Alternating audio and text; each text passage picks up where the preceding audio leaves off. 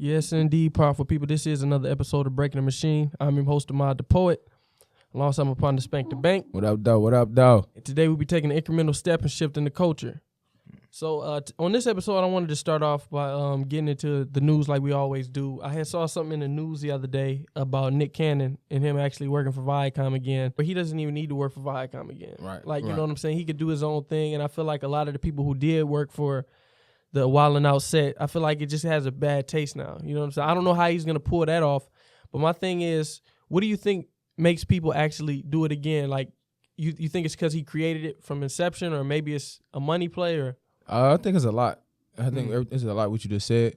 How I looked at it is a lot of great comedians came off of Wildin' Out. So it's another platform for African Americans or even white Americans to go to this platform and showcase who they are, like DC Young Fly, what's his name, Emmanuel Hudson. So I feel like it's still a great platform for entertainers to still use. I mean, I know people probably like why he's going back, but who knows? You know what I'm saying? He still got people to feed. I'm trying to figure out, because I'm like, if he goes back, you know, he's gonna have to revamp it in some type of way. Because I don't know, maybe DC Young Fly and the 85 South Crew will come over back there, but I don't really see that happening, to be honest, especially Carlos. So I'm just like, I feel like it was played out, you know what I'm saying? And I feel like they could have just left it where it was at, but I don't know. I mean, I can't say I don't know. Wildin' Out made a lot of money. That's what I'm saying. It's $1 billion company, but yeah, that's what I'm saying. Do you think it was the money? Because I don't really think it was the money for him, because he make a lot of money. I mean, I ain't trying to count nobody's pockets, but I feel like Nick Cannon is well off where he don't need to even do that no more. I feel like it was a money play, because I went to a Wildin' Out show when they did a tour, and that was dope. Probably one of the best comedy shows I've been to. Probably my top 5 I've been to. And to keep that going for the next generation, I feel like that would be dope. So it's a lot to do with it. And I think it's a smart move. It is what it is. Business is business. Don't let whatever happen, happens. Yeah, whatever. Business is business. I'm gonna be checking out for that. I mean, I just want to see how they roll it out, man. I want to see how they pull that off. They probably, I don't know if they make a statement about the comments that he made once he starts the show back. I mean, I don't even know how they're gonna roll that out. But shout out to him. I want to see how it's actually gonna pan out. But I had also saw something in the news. Ice Cube was actually meeting with Joe Biden. Yeah. About his plan for Black America.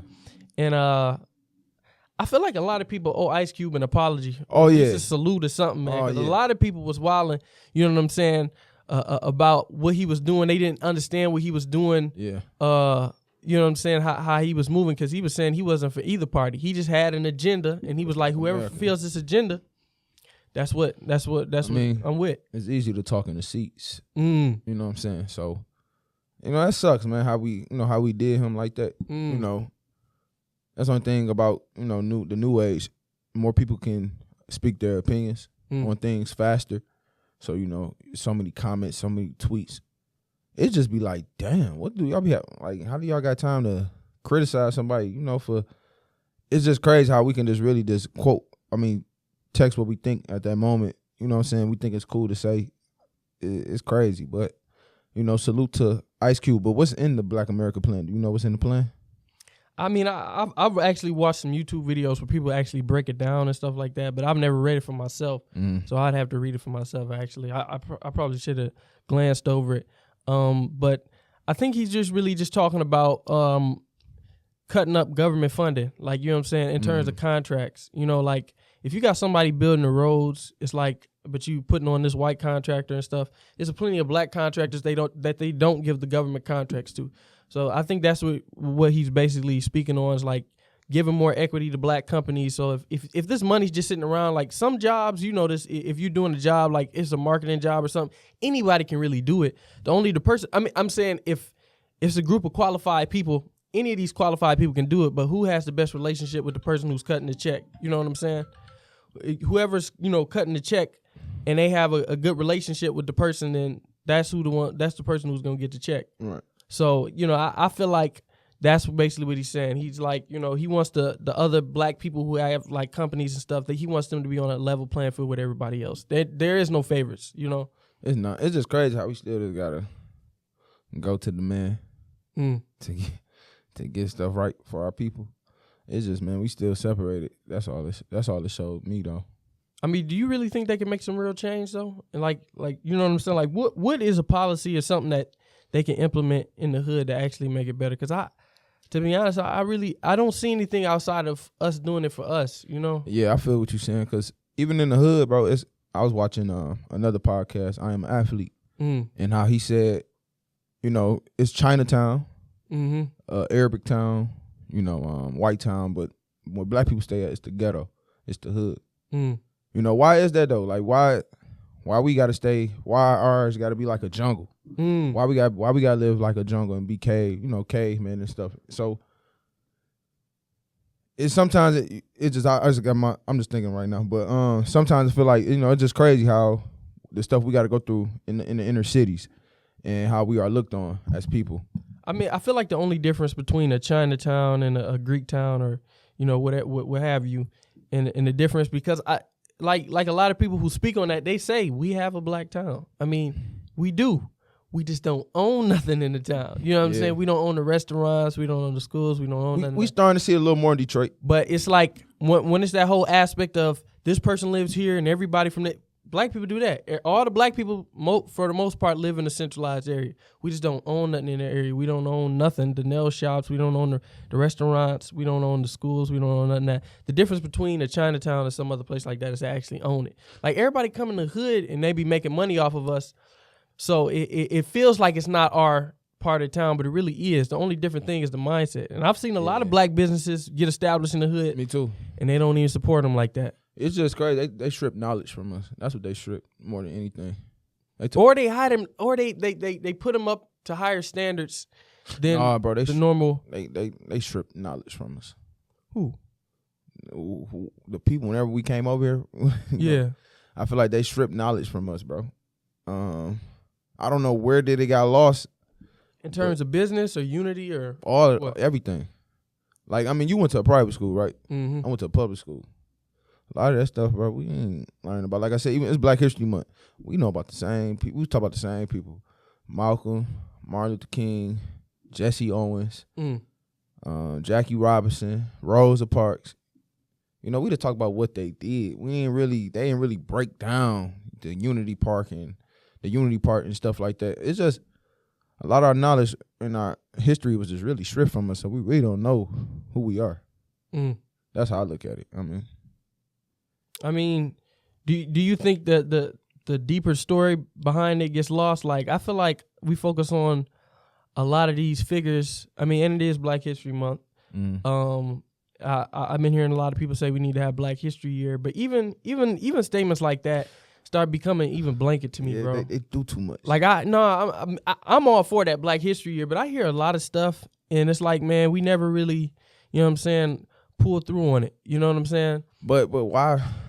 Like, it's always Black History. Like, why do you even need to say that? You know what I'm saying? I feel like when we say Black History Year, now it's like it's trying to say we better than everybody.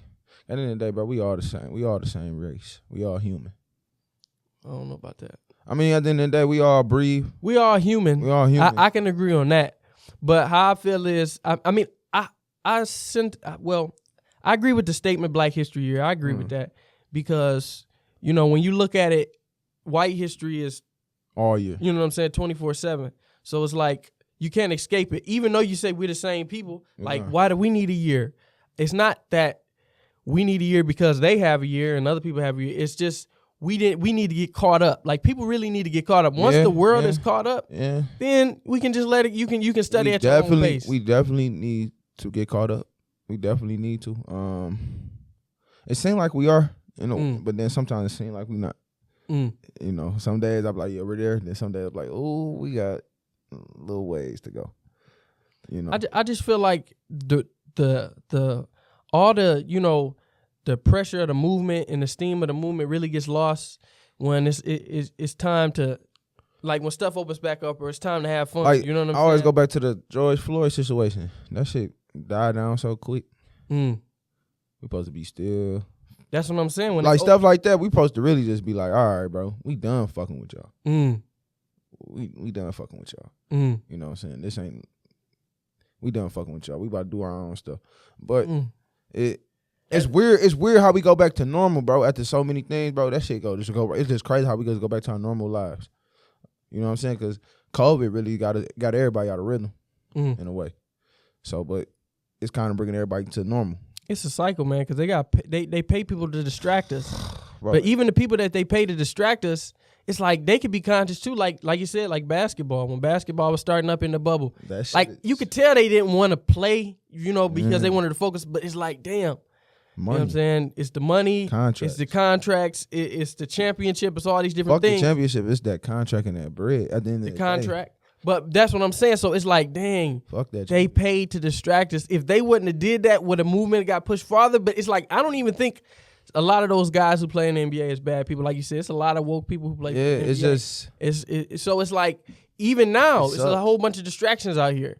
They can't all. NFL, the Super Bowl. And if somebody does go out on the ledge and take a stand, a lot of times they're ostracized. Like, a lot of things were said during the height of a lot of these protests in May and June, and now people had to come back and apologize for them. Because in the moment, everybody was with them, but then afterwards, when that law came down, everybody backed up, and it was like, hey, man, he said it. Yeah. So it's like, dang, it just discouraged all the celebrities and stuff who come in later. Like, man, I ain't gonna say nothing because they're gonna be with me in the initial, but they're not gonna be with me when I'm in that boardroom or when I gotta bring my lawyers and I gotta get my team of lawyers and I'm losing all this money. It's just fucked up. That situation.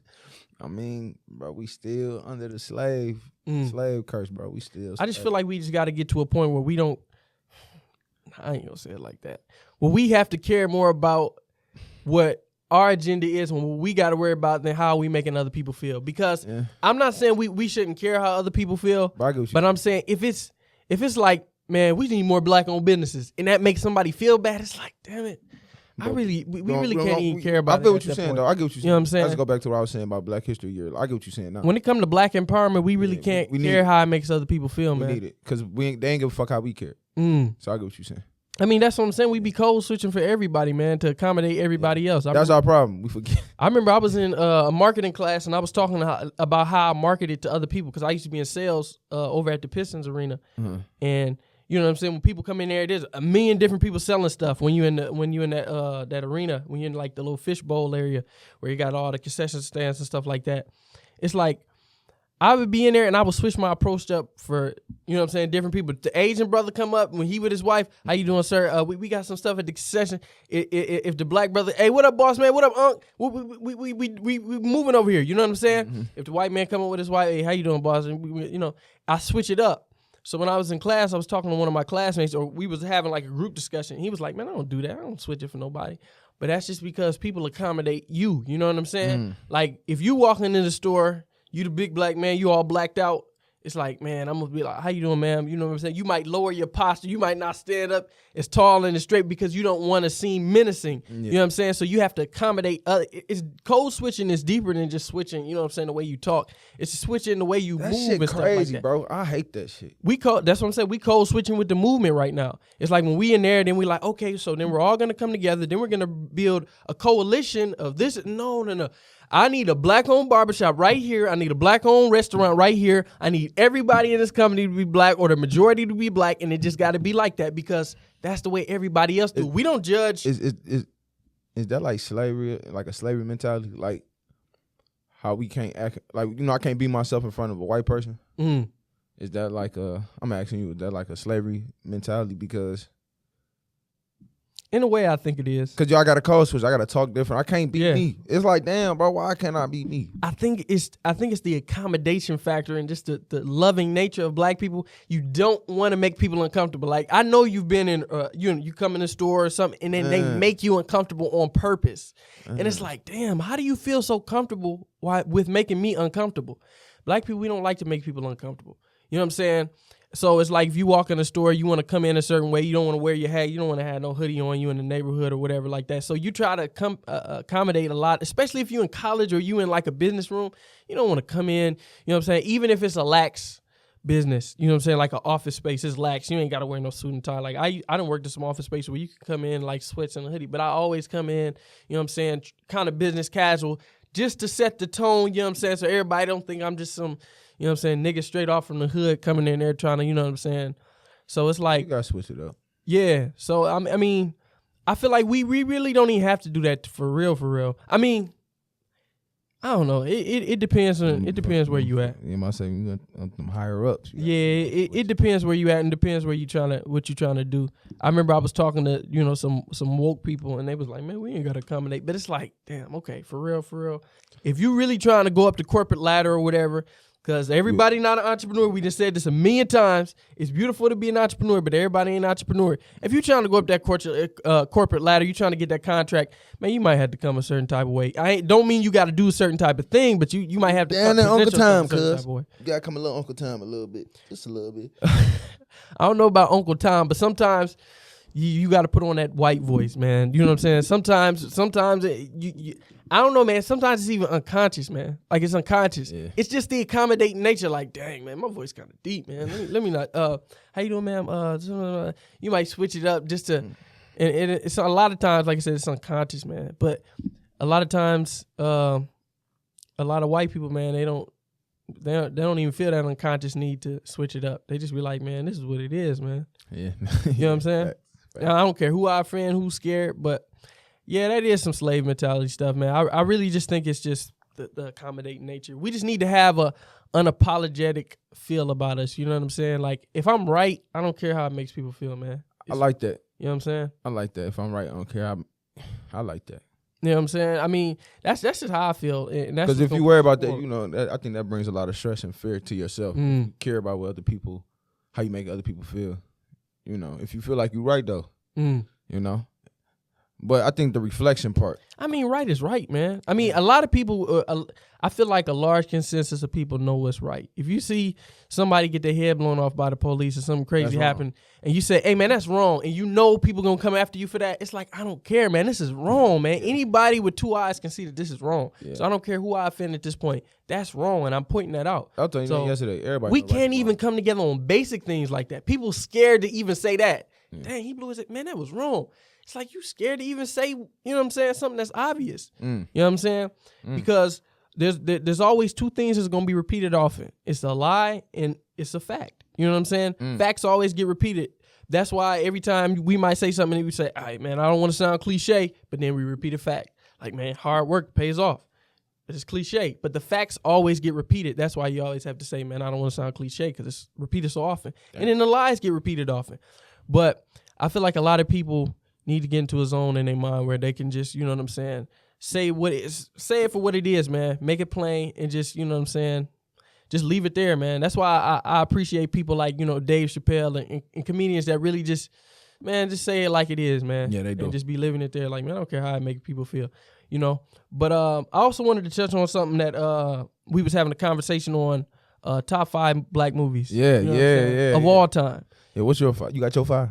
Man, if I had to give it some thought, man, it's crazy because I was real behind on black movies for a long time. Like, I'm going to keep it real. I did not even grow up watching movies for real. Okay. I don't think I watched my first movie till I was probably like 7 or 8. Okay. So I was really behind. But if I had to give a top 5, I say my number 1 probably would be Love and Basketball. My second probably would be Menace to Society.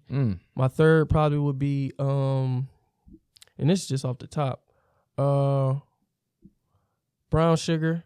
Okay. Number 4 probably would be. I just watched Brown Sugar yesterday. Yeah, that's a good movie, man. Number 4 would be. It's that one Spike Lee movie with Radio Raheem. I forgot. Do the Right Thing. Do the Right Thing. Uh-huh. And then number 5. I like what's that one movie, man? I can't. I know this movie, man. He Got Game. He Got Game. Okay, that's a good list. I love He Got Game. He Got Game is a good list. Okay, that's a good list. All right, I'm gonna go first. I'm gonna go with Harlem Nights. I'm gonna take Harlem Nights number 1. Number 2, I'm gonna take The Wood. Damn, I forgot The Wood. Hey, yeah, The Wood. I forgot The Wood. Man, The Wood definitely in top 5, man. Because The Wood, bro, I feel like everybody can relate to The Wood. Yeah, that's why I love black movies so much. Bro, like, you can relate to The Wood like from every aspect, from when he got his ass whooped. Got his ass whooped by Stacy, from when he lost his virginity, when he was in the first person. You know how you feel the first new student in the classroom? You know what I'm saying? Yeah. Like the class clown, like The wood is like the classic. Like it'd be crazy how they get it so perfect though. Yeah. Like, it feel like every black person lives the same experience. Stop it, Stacey, you hurting them. I be trying to figure out this stuff like, dang, man, they had to, I don't know, it's like black people, we literally live the same experience. Like when you see social media, people like, you know what I'm saying? I saw Ha Davis do a video the other day, like things you find in a black person's car. Yeah. Like that's facts, bro. Like old fries and stuff. Like how do we all do the same exact thing? Oh, we all I don't know cousins. if that's a programming. I don't know what that we all is. Cousins, that's bro. crazy, bro. We all live the same life, bro. We cousins for real. My third would be Friday. My third would be Friday. Damn. 4, I'm gonna say The Best Man. 4, I'm gonna say The Best Man. Yeah, that's a good one. And 5, oh, that 5th one. 5. I love Menace to Society. I love that movie. That's like one of my top 5 gangster movies. But I put Menace to Society on there as my 5th. I feel like I'm missing something. I feel like I'm missing one. Yeah, I'm gonna have to put Menace to Society. That's my 5th one. I can't think of another one right now. That's a classic. But honorable mentions like Major Payne was one of my favorite. Major Payne was it? Now I'm trying to think. I was really trying to think. Like, is there really any black like classics? I mean, I'm saying all these are classics, but I'm saying like in terms of like a movie like Inception. You know what I'm saying? Or like a movie that's just really like, because I feel like a lot of movies are focused around the culture and not really cinematic. Like they're not really just major production. Bad Boys 2. Yeah. That's one. Black Panther. Okay, yeah, okay. You got Bad Boys 2. I'm Black Panther. Yeah, that's one. I think that's only 2 though. I'm trying to think. I get what you're saying. I'm trying to, I don't think we ever went that deep. Enemy of the State with Will Smith. Yep. But I get what you're saying. A whole black cast. I think. Well, I was about to say Dope was a good one, but I don't think Dope was even like it was kind of like a black movie. It was a lot of black people in there. Yeah, Dope is a good one. Equalizer, but it's just Denzel. Yeah, that's what I'm saying. I don't know if it's a whole black. I don't know. Really like cinematically on that next level. Takers. Nah. I don't know if that was a black film. I mean, it was kind of a black film. It was for the culture, but you know what I'm saying? They had a lot of, but I don't know if it was a black type film. But I also wanted to speak on, because we was talking before the camera came on, about since it's Black History Month, black history films when it comes to slavery. Do you think it's more important do you think it's still important to show these films year in year out, or should we show films that predate slavery? You know what I'm saying? Predate, man. Show more embracing. Show more what slaves did to become the Nebuchadnezzars, the Adikitas, the Mansa Musas. Tired them down. Slavery movies. The Imhotep. Balcom. You know what I'm saying? I mean, I think it's important to have those films, because I think it's important I think it's important for black people, but I think it's more important for white people just to see how sick, you know what I'm saying? I think it is, man. I think it is. Low key, I started watching slavery movies because they started to make me mad. Yeah. I mean, yeah. The truth will make you feel that way. I think James Baldwin said something. Shit, is it the truth? Yeah. I mean, I wouldn't say every aspect of it was the truth. Though? Like, is it like? I mean, if you read slave monologues or you read slave diaries or stuff like that, they pretty much reflect what was going on in these movies. You ever seen The Birth of a Nation? Nah, I never seen that. With Nat Turner? Nate Parker. Nate Parker. Yeah. No, I never seen that. You ever seen it? You seen American Skin? This is his new movie? I ain't watched American. It's only on Hulu, man. Or it's only on Amazon Prime or something like that, bro. Man, you gotta get hip to the movies, I'm gonna have to watch it. I'm just saying, I'm Jailbreak the Fire Stick. Go to YouTube, jailbreak it.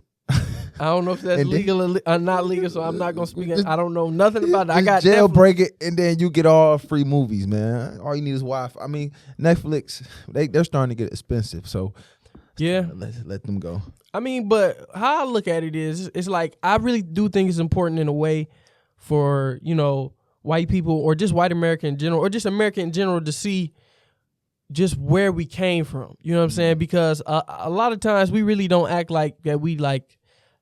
we not that far removed from slavery, and we show not that far removed from segregation and just like all out open face. We're still going through it. You know what I'm saying? Open face mistreatment. So it's like, I think it's important to see that, just to see how vicious human beings can get. You know what I'm saying? But my thing is, I want to talk to the directors of the movies. Like, what is your reason for making these movies? And also, I want to hear a white person perspective. It just has an when audience, I think. It's like a consistent audience. You know, every February there's going to be some black movies that coming out there, and black people going to see them. And people in general going to see them. Because it's like Christmas movies. Why do they make Christmas movies every year? There's a mean Christmas movie. It's because during that season, people want to see. See, now it just look like it's just all business. Yeah. They're trying to make some money. That's basically what it is. Like, you know, that's just ain't like business. That's some good business. Motherfucker sweet, I tell you, boy. No, that's basically what it is. Oh, that is. But, you know, like, I mean, it's a lot of different history that doesn't even get told, and I think it's important to see it in a cinematic way. Mansa Musa, that's his name? Mansa Musa, Mansa Musa. I just learned who he was in 2020. In the 2019, beginning of 2020. Never knew who he was. Yeah, I saw when that latest Lion King came out, they was talking about the origins of that, and that was actually based on a person named Sundiata Keita, who was a African king. So the story of the Lion King was based on an actual black king from Africa, and he was actually, I think, like the great uncle of Mansa Musa. So that there was actually related. So it's a lot of history out here that doesn't get told. Hey, Lion King and Black Panther kind of the same story. Somewhat, yeah, somewhat. And it really is. But if you really think about, you know, black families is like that a little bit. You know, brothers, you know, going at it. No, but something interesting I had saw, and this is off topic, but I was doing some research for one of my classes, and they was going into the Constitution, and you know how it's the same. I don't know if it's it's like a universal right or whatever they call that, but it's the right of life, liberty, and the pursuit of happiness. I never knew that it was originally life, liberty, and the right to property, or it was. I'm forgetting how they worded it, but it was life, liberty, and the right to property or something like that. You know, and I asked my classmates, like, why do you think they switched that up? They revised it. Who revised it? Who revised it? It was Thomas Jefferson. Thomas Jefferson. He revised it. Or Raffle. Was it Raffle? I don't want to say the wrong word. But it was so crazy. I was just studying that, like, for one of my classes. Yeah, that's crazy. So we trying to say we're property? No. I'm saying I think a lot of those different things were revised in order to stop. I mean, to make everything equitable, man, make it all equal. I mean, because if it was a basic right to have property and to own property, like, that's a basic right. Like, that's not something that you have to earn. Everybody should have property. I mean, when you think about when people first settled America, nobody had to buy land. You just had to settle the land and then go in and officiate it. You know what I'm saying? And this is your land. So then nobody buy it in the origin of it. So it's like, how I'm looking at it is, I feel like he might have put that in there. So it's like, you have a right to pursue wealth, but you don't have a right to have wealth. Like, that's crazy. You don't have a right for us to give you no property, to give you some land. Should. You know what I'm saying? That's what I'm saying. I mean, because that's how it was in the beginning. But I feel like he did that. So it's like, man, we ain't finna give all these people houses. They're going to have to pay for them houses. And I feel like it was a lot of different things I saw that was switching the Constitution that was like, man, this is crazy. You think they'll ever go in and rechange the Constitution? I don't feel like it'll change anything. You don't think so? I don't feel like it'll change anything. I mean, it's laws. You think they can't go in? I mean, people don't even follow the laws now.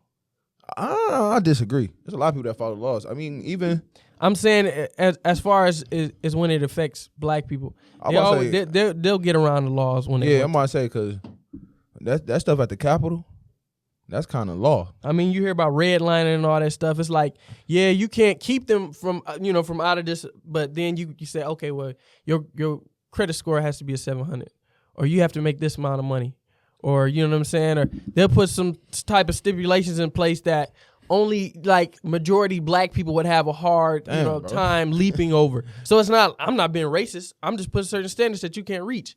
But you know what type of what type of people can't reach these. That's what I'm saying. So it's like they could put laws in place to help us, and then it'll be policies put in place or different things put in place to stop it at the beginning. So that's what I'm saying. It's like, I mean, I feel like we'd just be better off doing it ourselves. I don't feel like changing policies is going to change anything. You know what I'm saying? I respect people who believe in politics and all that, but you know what I'm saying? That all that politics stuff is really not, you know what I'm saying, for me. But I wanted to get in the next segment of the show, Footprints in the Sand. This week's question is, how do you work on your personal business while working a full or part-time job?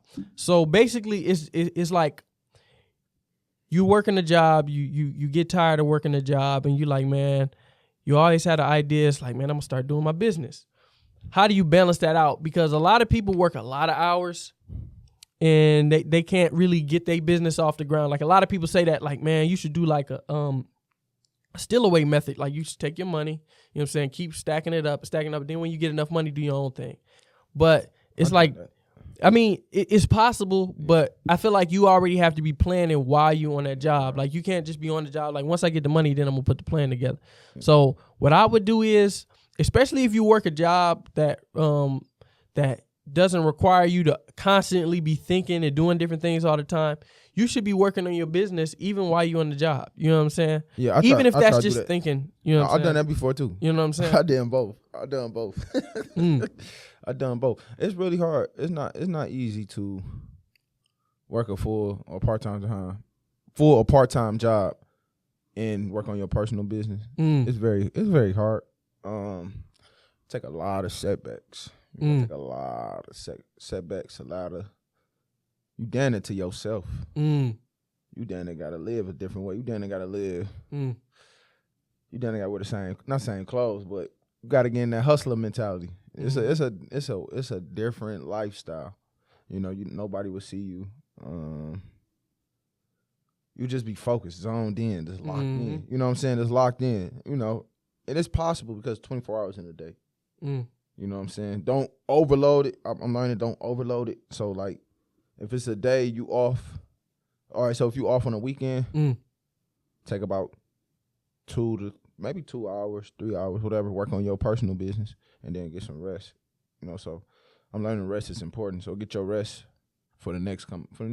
That's why I feel like you got to switch up your approach. Yeah. You know, like, even when it was me, like, even when you get off the job, so you work your full-time job or your part-time job, you get off work, and everybody wants downtime, you know, time to relax.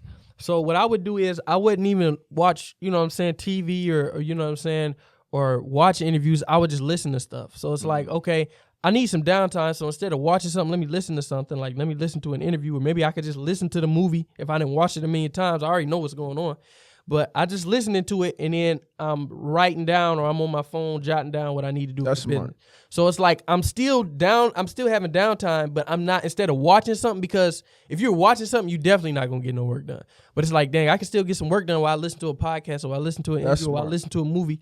And then physically, I'm watching my business. I'm jotting down what I got to do for my business, but I'm listening. So it's like I'm relaxing and doing work at the same time. That's smart, because once you sit in front of that TV, it's over. Exactly. Even your phone, social media. I ain't gonna lie, man. I can be on my social media sometimes. Be like, damn, bro, I was on this shit for an hour and 30. And I'm just looking at sports. And I'm like, damn, bro, why I'm on here so long? All right, let me get it off. So I got to call my phone. It might be my struggle. I ain't gonna lie, social media is that's my crack. I be on and off of it because it consumes too much of me. So I'm just learning to balance. Imagine when your job is social media, man. It really gets to you, man. Good God Almighty, man.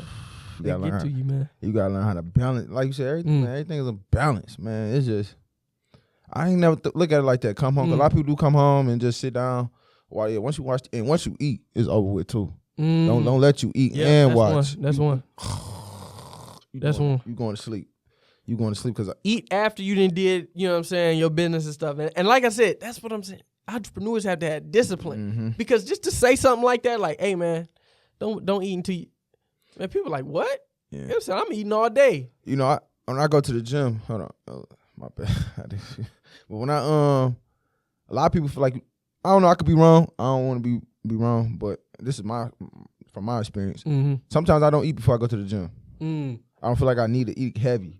At least I'll probably eat a banana or a snack, or I'll just drink some water. But some people feel like they need to eat a meal then go to the gym. I feel like, I don't know. I feel like that's working harder to break down everything you just ate.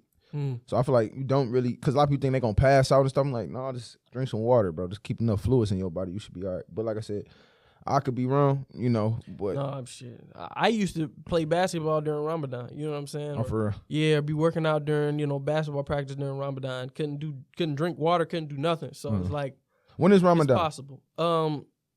For us, it switches every year, but it's usually during the summertime. So like, how does Ramadan work?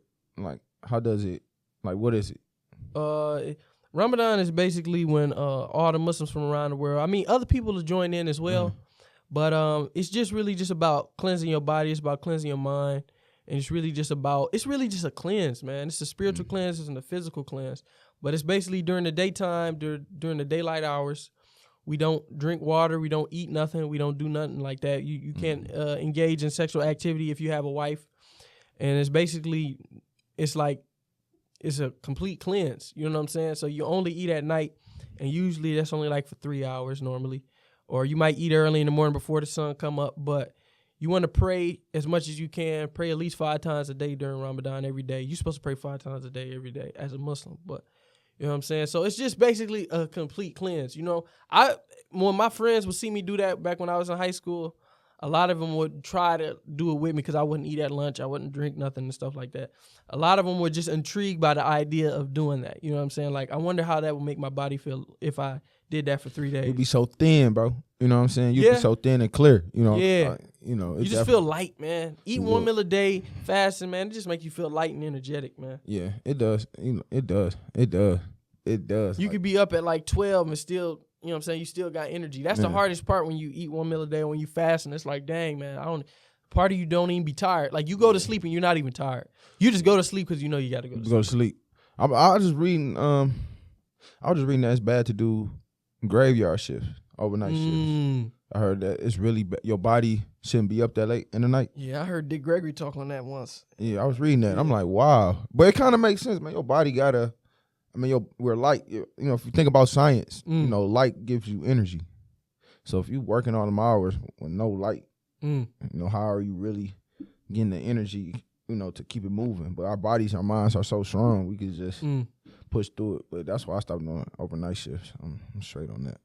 Yeah, I ain't never worked no overnight shift. I ain't trying to do that either, man. Worse. I'm like, man, a lot of that stuff just be people who just, you know what I'm saying, trying to get the extra money, or maybe you got to, or maybe that's the time that you're free of the day. I mean, do what you got to do. But I feel like if you ever work in a job and it just gets to a point where you're just too tired with it, or you just, you know what I'm saying, just leave it, man. A lot of people can't leave it, man. That's what I'm saying. Got to do the steal away method, man. You can always make some money easily, bro. Easily out here. It's just like, what are you willing to do, man? What are you willing to do? I'm learning about my peace. You know? I'm learning about my peace, man. I need peace within me. Yeah. Because it be some, you know what I'm saying, everybody fighting something. You know what I'm saying? You just want to be at peace with yourself. I ain't got time to be tripping on nobody or, be working. If I don't like it, bro, I'm gone. You feel me? A lot of people won't tell people that they leave a job. Why you leave that job? They make you good money, man. It just made me think. I'm like, man, I wonder what makes people stress so much, man. I feel like one of the biggest things that makes people stress so much is just the pursuit of money. Like, imagine if you had, like, you know what I'm saying, 10 million. I mean, you know what I'm saying? Especially with the knowledge, real estate and all this stuff like that, man. Even if you had 100, you know what I'm saying? If you had 1 million, it's like you probably would never have to work again. You know what I'm saying? For nothing, because it's like, you know how to flip that money, especially whether we talking real estate or stocks in general. It's like, I probably wouldn't even be out like that. I probably have a nice crib, like a super nice crib, man, and I probably wouldn't even leave it like that. Like, I'd be out. I wouldn't be out and about at a very minimum. I would just get my peace together, because it's a lot of inner peace that people need to establish that never gets established. It's like, bro. Trauma, and I'm pursuing this money. You know trauma, nigga. Yeah. Niggas understand. Gotta come together and realize, like, bro, what traumatized me, why I'm away how I am. You gotta really look deep down inside and get yourself together inside, because you're going to be crazy. You're going to go insane. I don't want to be crazy or going insane. So I'm learning to get myself together now, bro, because I need peace. And I'm going to need peace for the rest of my life. It's just trying to learn how to balance everything. That is the hardest part, but it's just really just slowing down now. I'm learning to slow down. Stop moving so fast. It's, your mind be all over the place. So It's really just taking my time. Shit, I need to figure out my peace. What's in, what makes me happy, Don't get me wrong, I want money. Who don't want money? But I want my peace first. Yeah. My peace, bro. I gotta get my peace, dog. I feel like in order to even get to the peace or to even to get to a comfortable place in life, man, it's like oftentimes you got to forfeit everything that you thought was going to take to get there. You know what I'm saying? Because you like, man, I thought I was going to look cool getting there the whole time. Yeah, I ain't gonna. You do think that you want to get? It's like you get a couple. You get $1,000. It's like, damn. Let me buy some more shoes. Let me buy this, and then I'm gonna take that $500. It's like, damn. I could have been so much far ahead if I just invested it all. But it's like, damn. I'm trying to look cool at every step. I got a little bit of money. Let me get this new car. Then keep going. Let me do this, and it's like, I fucked up. If you would just stop trying to look cool during the whole process, you would get there faster. But what stops a lot of people is that's true, bro. Damn, you just be wanting to look cool, man. I ain't gonna lie, that's real. I faced that in the beginning a lot, man. I'm still battling with that. I was just about to say, lately I have been thinking like, bro, I'm trying to keep cool, look cool right now.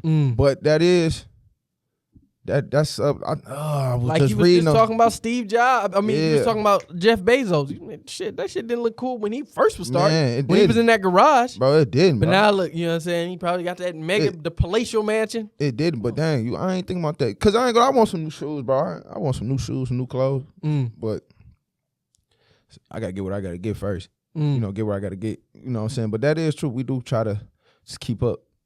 Keep up with the Joneses, as they say. I feel like it gets way easier when you stay out the way. If you always in people's face, it's going to be like, dang, man, I need new. Why would you need a new, you know what I'm saying, set of shoes, man? Because ain't nobody got on no shortage of shoes. If you made it through high school, you got a good rotation, especially as a black man. You grow up in the inner city, you got a good rotation of at least 12, 20 solid shoes. You know what I'm saying? J's, the OGs, the throwbacks. Man. You know what I'm saying? So it's like, the only reason you would actually want to keep up if you constantly in a face. That's why I said it's helped me a lot that I stay out the way. Because it's like, man, I really don't have nobody to impress because I'm just. But sometimes I don't want to impress nobody. I want to impress myself, though. I want to look good for myself. You know what I'm saying? Like, yeah. I guess it's impressing other people because I was called Dirty D growing up. So sometimes when I put on some fresh clothes, it's to make me look good from that trauma that hurted me. You feel me? To make that. Made me feel I got on this nice hoodie. I got on these fresh shoes. I love to get fresh. I love to smell good. Man, you know what I'm saying? Man? But I get what you're saying though. Just just keeping up with everybody. I feel like, man, especially if you got $1 million idea, like what we doing with this real estate, bro. What we doing with this real estate ain't no chump stuff, bro. It's like I got the idea. I know how to do this. I know how to flip these properties. I know how to do this like that. It's like, man, if you sacrifice that, you can get that. Yeah, that's fact. So then it's not like, man, I'm gonna sacrifice getting fresh for the possibility. It's like it's like a sure thing. I ain't gonna lie, that fucked me up on a lot. I know everybody got their unemployment taxes back, and I'm sick because I fucked up a lot. But let me stop cussing. But I messed up a lot of money. I did some good with it, but I'm like, bro, what the heck? Bro, I was really like, bro, what the heck I do with the rest of my money, bro? How the hell I blow this much money? You know what I'm saying? But it's like you live and learn. Now it's like now you know what to do now. But I was like, crazy, man. Bro, I was like, bro, how the hell I blew all this unemployment money? I was just talking to my older brother about that the other day. Like, man, all the homies was rich, man. All the homies had bands. All the homies was pulling. Bro. I said, damn, you really can tell who really had a broke mentality when them checks hit. I ain't gonna lie. I know I did. I mean, I did some great things. I'm talking about niggas. I don't want to say niggas. I mean, people, man. Everybody in the hood, man. I'm talking about, man. They had the Louis V on, man. They had the Balenciagas, man. I ain't mad though. I'm like, dang. But you really could see what was in somebody's mind. Everything in people's mind was fully manifested when those checks hit, bro. It did, though. Because you really could tell what people was thinking about this whole time when they did job. Like, you could really tell when people was working at 9 to 5 before the corona hit, you could tell what they was thinking about. Because everything they was thinking about when them checks hit, it was on their feet or they was driving in it or they was, flying around, you know what I'm saying? 2020 summer bus. I'm not going to sit up here and lie. I had a good time in 2020. Like you live and learn, man. But 2020 was a bussin' year. I'm not gonna lie. Like Detroit was on fire. You know what I'm saying? The city was on fire, man. I mean, but I look back and like, bro, I couldn't even tell you. I'm really counting like, bro, what the hell I do with the rest of this money, bro? I spend this much on what? Damn. On what? I'm like, on what? On what? Bro, I was just like, bro, sometimes you can't, even though it's coming, you can't spend it. Even when it's coming, you can't spend it. It's like, all right, I get that part now. Even when it's coming, don't spend it, because you know it's coming back. Like, I ain't tripping. And I still can battle with that. Like, I ain't, but now it's like, but if I ain't got to spend it, I'm not spending. You know what I'm saying? Just, it is what it is. It is what it is. I wish we had a female today, because Valentine's Day next week. No, we definitely gonna have to get somebody in. Just because Valentine's Day next week. Yeah, for sure. Because that is a good idea now that you brought it up. Because we're gonna talk about that. Yeah, because my thing is, like, if is you bogus for not taking your girl on a date for Valentine's Day, like, you just do something in the crib. We're gonna speak on that on the next show, man. We need a female perspective. We're gonna get somebody on for the next show. But no, man, I think that's a big thing, bro. Like, it was really disappointing just to see, like, man, all these people lose all that money, and it make me think, like, dang, man, I don't think really it was not ready, bro. I don't think that's what the importance of struggling for money is for us. Cause really, man, I swear to God, if you struggle for some money, man, it feel different when you spend it. I know. That's why a lot of people be like, man, if you got the money, you gonna flip. I don't know what he did for that money, but I know what I did for mine. I don't think it was a disappointment, man. I just think everybody we just saw where everybody was on. Like, we just saw how everybody think. You know what I'm saying? At the end of the day, I can't judge nobody. You know what I'm saying? Do what you do with it, because, hey, I fuck some of it up too. If it come quick, it's gonna go quick. That's what I said, man. All of them, man. Shit, I grind for mine. You know what I'm saying? You grind for yours, especially now. So it's like, man, I ain't finna spend nothing fast, man. You know what I'm saying? Because the result, man, it's coming, bro. Yeah. So it's just like, man, I just gotta hold it down, bro. Yeah, facts. You know what I'm saying? But the city was lit, man. I ain't gonna, man, what? Yeah, Flint too, bro. I'm already knowing. Everybody came out. Rio and them, they came out. No, they came out of nowhere. Coochie Land on, what's his name, bro? You make that YNJ. Yeah, YNJ. They all came out of nowhere to me. Everybody, like, man, like Flint on. I mean, Michigan period is on. Oh yeah, like, man. Detroit artists. But Flint you know artists what's crazy? On right now. Detroit never fell off. Michigan never fell off, bro. We always been on. Man, we the golden city, bro. You gotta think about it, bro. Bro, Detroit got so much weight behind his name. You take that anywhere, bro. You good. And they know that. My name ain't never fell off. It will never will. Being honest, it never will. I want to get into the next segment of the show, some stats for your ass. This week I was checking out an article by Tech Republic, and they was talking about the top 5 categories for 2020. You know what I'm saying? In terms of jobs, top 5 job categories for 2020. And the top 5 categories were fulfillment. It was loans, healthcare, business development, workplace diversity, digital marketing, nursing, education, coaching, digital content, software, mental health, user experience, data science, and artificial intelligence. What's crazy? My bad. No, you good? I worked fulfillment twice this year. Well, 2020. I did Amazon and I did Target. Fulfillment. I can definitely see why fulfillment is number one. I definitely see why that is number one. I think every business has fulfillment. Even the industry. You know, fulfillment is important. What's crazy is a lot of these, a lot of the new jobs, new industries being created is social media based or online based. I mean, if you look, fulfillment. Yeah, I mean, fulfillment's a part of that when you talk about Shopify, because the fulfillments went up because the Shopify's went up and people started making a lot of online businesses. So it's like when you look at business development, that's like somebody being a coach or a consultant, like somebody coming and consulting you. You know what I'm saying? On how to grow your online business or whatever. That's what I'm saying. It's been a lot of consultants and experts and mentors and specialists. I mean, we've been seeing online a lot. You got a lot of people starting to become coaches and mentors, teaching people how to make money. You know, that's business. Which is nothing wrong to. There's nothing wrong with that. I learned this though. It's just like coaching a team. Some gonna flourish, some not. But like, you get your money. Digital marketing, that's online as well. Digital content, that was number 10. What is digital content? It's like YouTube.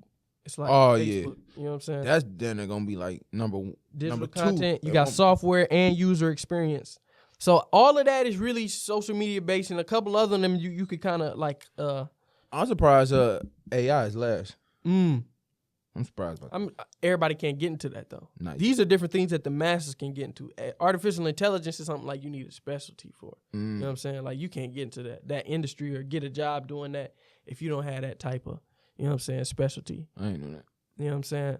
But I really do think it's important for people to consider that and just, you know, go on the website and check the list out for yourself and really just look at these different things because you can see the way that the world is shifting. The world is shifting it's shifting to online shopping. Yeah. It's shifting to social media, the Jetsons. Digital marketing. You know what I'm saying? It's shifting to electric cars. It's shifting the whole Jetsons. You know, I saw another article when it was talking about getting fully automated. Well, not fully automated, but electric buses. I think it was a company in the UK, if I'm not mistaken. Getting electric buses, and they wanted like electric cab cars, and then so it's like a lot of different things are shifting. Do you think the world being like technology, like everything being technology, is more healthier for the world? I personally don't. You don't think so? I don't. Just because I don't know, man. It's like we fall into the different paradigms that we see in a lot of these different movies and just a lot of different things in general, like you was talking about in the last episode or the one before that. You was talking about the machines controlling us, or you know what I'm saying, or eventually the world to be ran by machines. It's like the way we use technology now, it makes us irrelevant. You know what I'm saying? Yeah, we is. It's making us irrelevant in a way. But it been doing that. In terms of workforce, it makes us irrelevant. And it's like I just feel like what's the point? What's the point of what? Constantly improving technology because it's called work smarter, not harder. But I'm saying, what do people enjoy about life? People enjoy freedom, and they just enjoy basic interaction with people. If there was no other people in the world and a bunch of robots, would you really care? So it's like we building all this technology, and it's like, what for? To work for us. To work for us in a way. But is that really what you care about in life?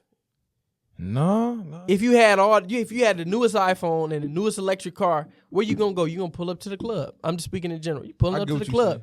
You pulling up to some function where people are at because you want people to see you. You want to interact with people.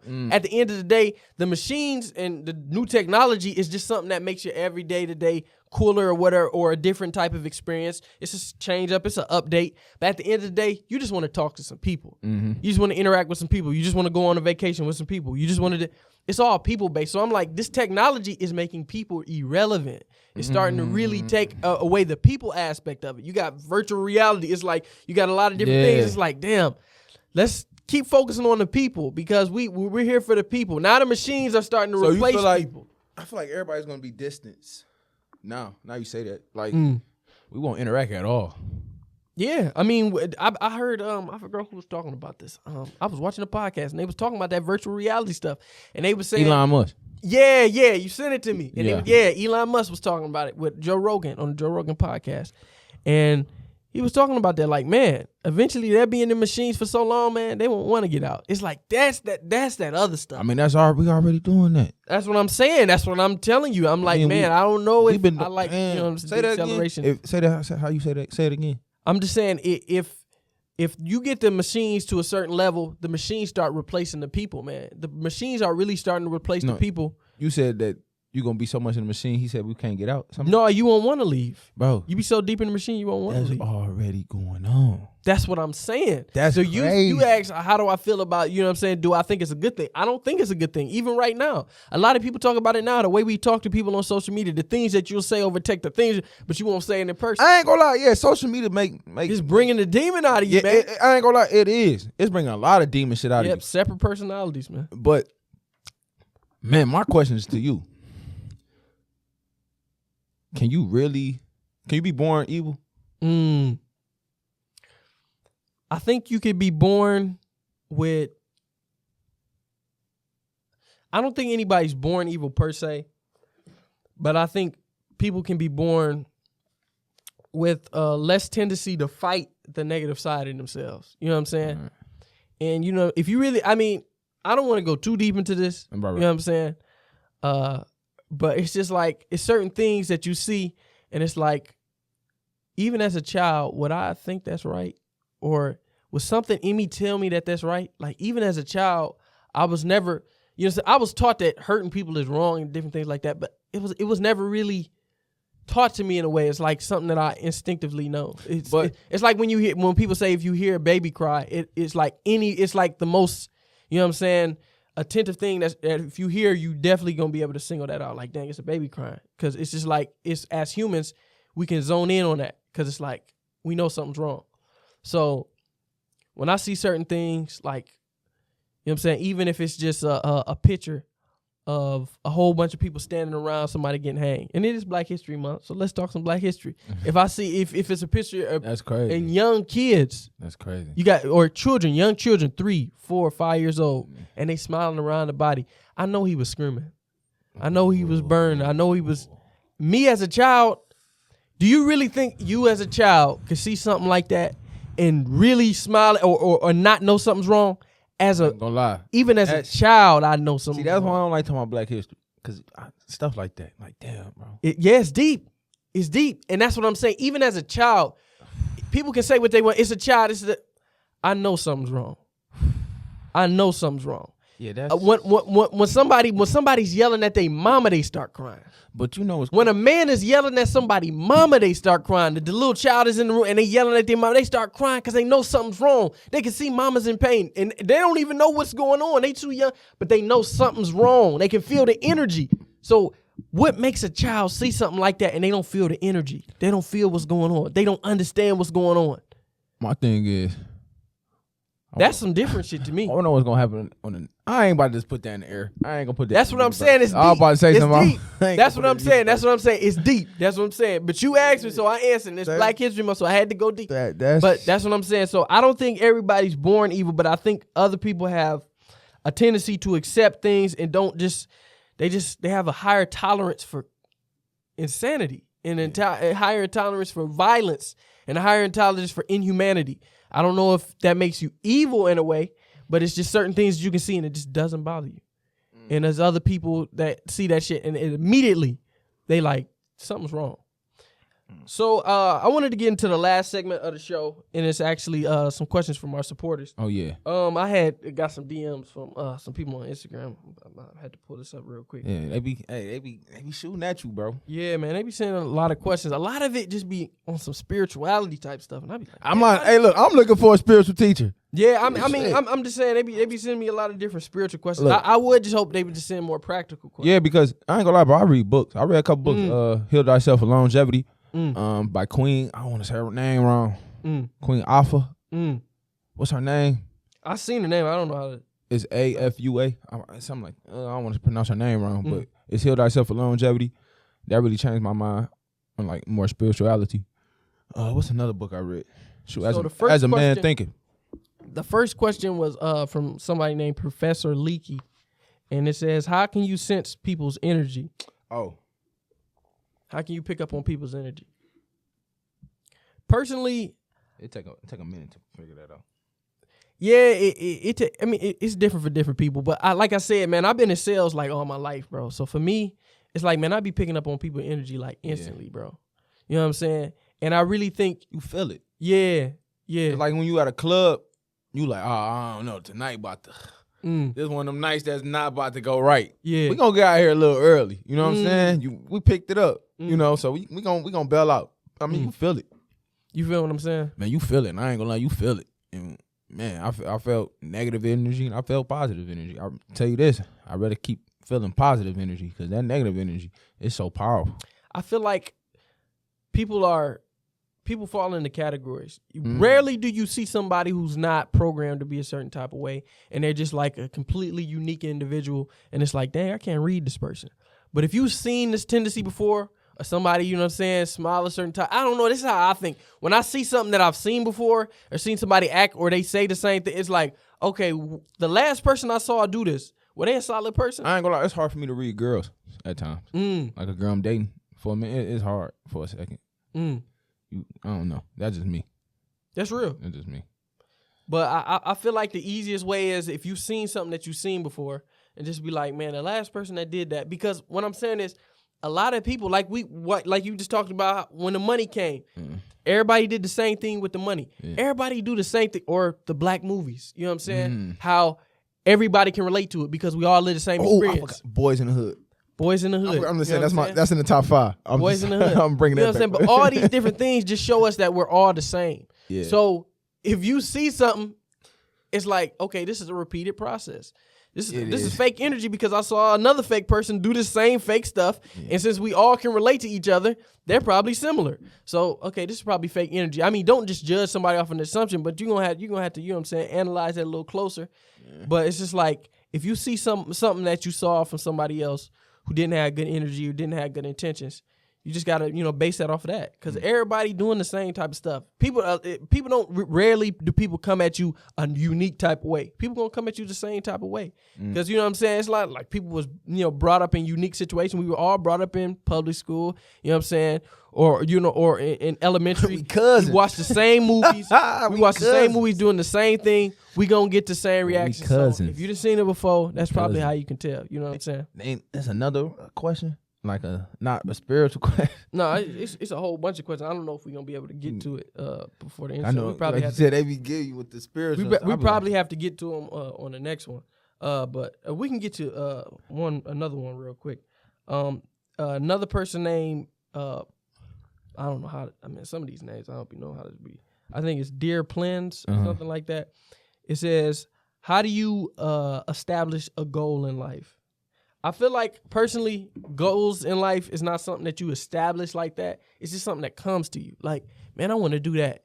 And then when you do that, it's like, okay, this is the first step. If you want to play basketball, what's the first step? Man, I got to get a basketball. Then the second step, man, I got to do some drills, 15-minute drills, something like that. So it's like, you can't just have a goal without the idea. First, you have to have the idea, then the goal is going to come.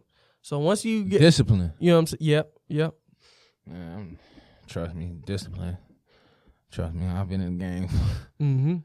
In life, discipline in life in general. I'm learning discipline and desires. Yeah, that's really what it is. Discipline. That's a fact, man. I think discipline is the number one. And then consistency. That's number 2. And then it was gonna come. That's real. It worked like that. But look, I'm laughing because probably going through the same thing everybody else going through, bro. You know what I'm saying? I just appreciate you having me on this platform just to talk. Like I said, it's like therapy for me. No, that's what it is. It's therapy for the streets. Yeah, man. You know what I'm saying? Therapy for the people. And I appreciate all y'all support. Yeah, man. for real, man. Y'all be commenting and stuff like that.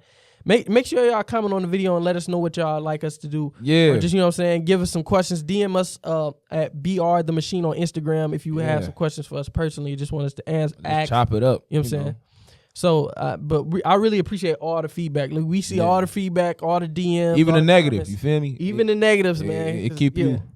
Because sometimes it make you realize, like, damn, what did I say? Sometimes it make you reflect. Some negative be right. I ain't saying it could be wrong, negative energy, negative comments. That's why it's important, man, to get that clubhouse, bro. Because if we get that clubhouse, we can interact with them directly or start going live, man, and just, interact with the people. I like to do that, Okay, we can rock with that. We can do that, But that's a wrap for this episode of Breaking the Machine. Tune in next week for a new episode of Breaking the Machine, and we out. We out.